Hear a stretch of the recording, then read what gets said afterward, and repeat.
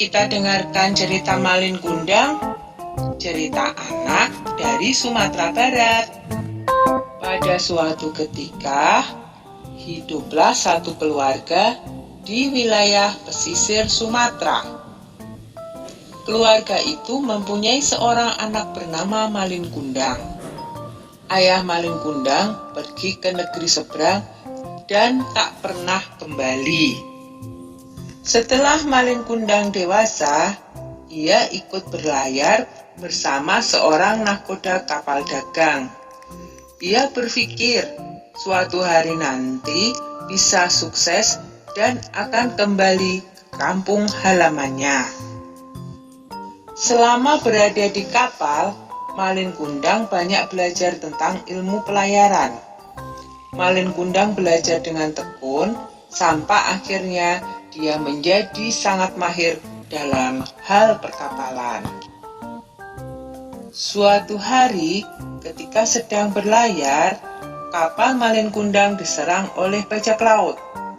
Semua barang dagangan yang berada di kapal dirampas oleh bajak laut.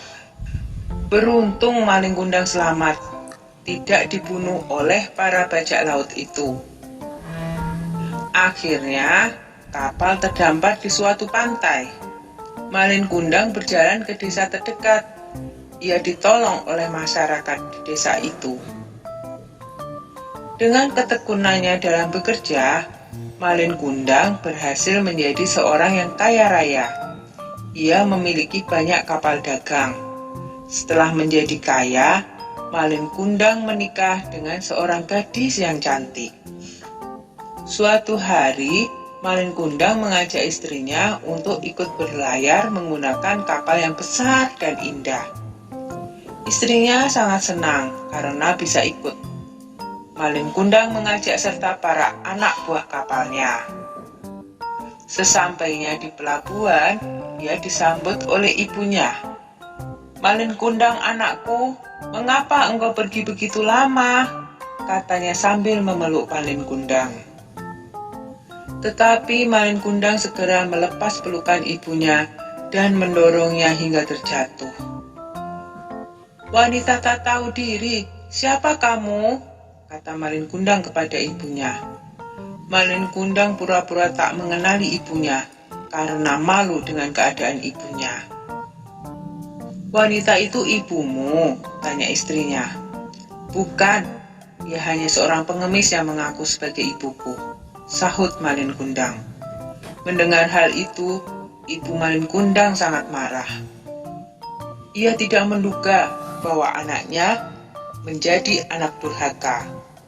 Karena kemarahannya yang memuncak, ibu Malin Kundang menengadahkan tangannya ke atas sambil berkata, "Oh Tuhan, kalau benar ia anakku, ubahlah ia menjadi batu." Tak lama kemudian, badai dahsyat datang menghancurkan kapal Malin Kundang. Dan setelah itu, tubuh Malin Kundang berubah menjadi sebuah batu karang. Sudah ya cerita Malin Kundangnya. Jumpa lagi di cerita berikutnya. Pesan moral yang bisa kita ambil dari cerita Malin Kundang, kita harus berbakti kepada kedua orang tua yang telah merawat dan membesarkan kita sepenuh hati. Cerita ini juga mengingatkan kita untuk tidak menjadi seorang anak durhaka.